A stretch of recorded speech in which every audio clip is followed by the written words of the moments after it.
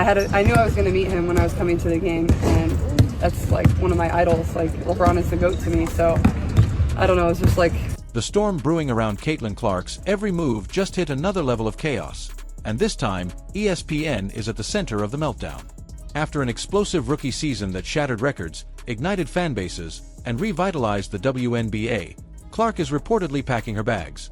Not for a training camp or a brand collaboration, but for a 200-day European hiatus. The basketball phenom, who became the league's shining star, has decided to take her talents somewhere else. Not to another court. Not to another team. But far away from the drama, the bruises, and the relentless disrespect.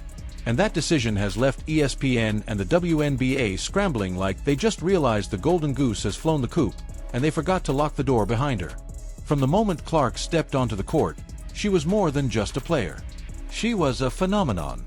Her shots weren't just long range, they were gravity-defying. Not that many people that can relate to everything that she's been through. There's not that many folks that know what it's like to be in her shoes. Her court vision was a masterclass in anticipation. Her presence filled arenas, flipped viewership records, and turned casual fans into passionate supporters. Yet the league and the media, particularly ESPN, treated her less like a savior and more like a disruption. A challenge to the old guard. A lightning rod they didn't know how to harness. Let's not forget what Caitlin Clark had to endure in her debut season. The constant physicality. The questionable officiating. The targeted flagrant fouls that piled up like warning signs nobody wanted to read. She openly expressed frustration with the league's officiating, telling reporters, "I feel like I'm getting hammered. Opponents get away with things that other people don't." But where was ESPN then? Silent.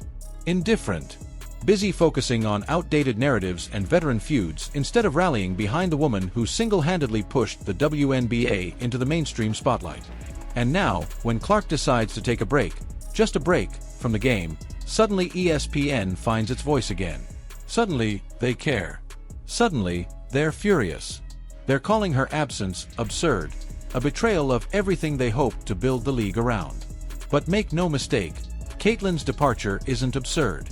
It's expected, inevitable, because you can only push someone so far before they choose peace over pressure, healing over hype. She isn't going to play overseas, at least not yet. No European club contract, no second pro league debut. In fact, she's reportedly going to take up golf. Yes, golf. And why not? A gifted athlete with talent to spare, Caitlin Clark was also a phenomenal soccer player back in her college days. 3 goals in 1 game. Now, she wants to explore what else is out there for her beyond a sport that's done more to hurt her than help her in recent months. Two ladies, Caitlin or Angel Reese, I always thought... I don't see that conversation anymore. She's earned that right.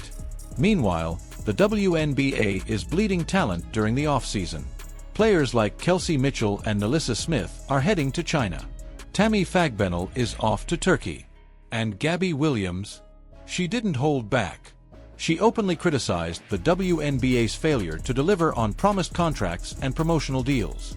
She exposed the truth about Commissioner Kathy Engelbert's claims that players could make upwards of $700,000 a year. That's not true, Gabby said. There's not one player who makes that. She made it clear, if the WNBA wants international players to stay, they need to do better. Full stop. And Caitlin? She was the one taking the most hits, literally and figuratively. Nearly 20% of all flagrant fouls in the league were committed against her. Of those, 80% came from a single team, the Chicago Sky. Kennedy Carter and Dejonai Carrington made headlines for their vicious fouls, only to be caught laughing on the bench afterward. The league did nothing. No suspensions. No fines. No outrage from ESPN. Just silence. Where were her teammates when she was on the floor, face down, after being leveled? Some smirked. Others hesitated before helping her up. The Indiana Fever stood by while their biggest star was treated like a punching bag. There was no protection. No brotherhood. Just quiet indifference while the franchise cornerstone took blow after blow. And now, ESPN and the WNBA want to ask why she's leaving. Why she's not staying to be their savior. Because they didn't protect her. They didn't celebrate her. They tolerated her. Resented her success. brushed off the fact that she was attracting record-breaking attention to a league that had long struggled for relevance. During the playoffs, Caitlin Clark and the Indiana Fever drew in nearly 2 million viewers, blowing the other matchups out of the water. Even the WNBA countdown show that aired before her game had more viewers than 2 of the entire playoff series combined. And yet, when the Fever were knocked out, ESPN casually announced that Clark likely wouldn't play any basketball for the next 200 days. No interviews. No overseas leagues. No appearance in the unrivaled 3-on-3 event. Just silence and disappointment. They had their chance. The WNBA had a once-in-a-generation talent fall into their lap, and they fumbled it. Rather than building a league around Caitlin Clark, they let her get torn apart. They failed to protect the player that brought them unprecedented viewership, ticket sales, merchandise revenue, and global attention. Instead of treating her like the future, they treated her like a threat to the past. They made it about old players, old rivalries, and respect politics, trying to silence anyone who dared praise the new face of the league.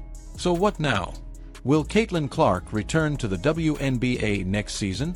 Or will she pull a Gabby Williams and sign with a team overseas where she's not just tolerated but treasured? European leagues offer more money, better facilities, and greater respect. And make no mistake, if Caitlin Clark decides to play in Europe, millions of fans will follow. Fans didn't tune in to see post-up basketball. They tuned in for her no-look passes, logo threes, and the kind of smooth, high-IQ basketball that felt more NBA than WNBA. She brought excitement to a league desperate for it, and now that excitement is walking out the door. There's a cruel irony in ESPN's reaction. The same network that largely ignored Clark's brutal treatment during the season now wants to cry foul over her break from the game. They want to act as though her absence is a betrayal, when in reality, it's a reflection of their own failure to protect her, elevate her, and give her the respect she deserves. It's not just Caitlin Clark who's walking away from the league. It's millions of fans who showed up because of her. Without her, there is no must-watch WNBA game. There is no sold-out stadium. There is no record-shattering viewership. And that's not Caitlin Clark's fault. That's the league's. She gave them everything: a spotlight, a storyline, a hero. They repaid her with silence, punishment, and resentment. And now, as Caitlin Clark embarks on a 200-day journey to recover, reflect, and reset, the question isn't whether she'll be back. The real question is, will they be ready for her if she does? Let us know what you think. Was Caitlin right to step away? Should she ever return to the WNBA? And do you think ESPN and the league will finally learn their lesson?